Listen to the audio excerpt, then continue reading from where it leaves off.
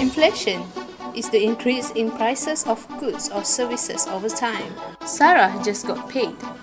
Then she entered the grocery stores, look up all items that she needs.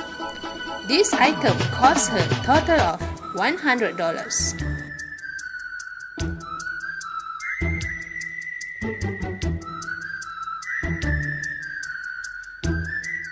A year later, she returned to the same groceries to purchase the same item. However, now the same item cost her $120. Then, she experienced the effect of 20% inflation rate. She has to pay $20 extra to purchase the same item.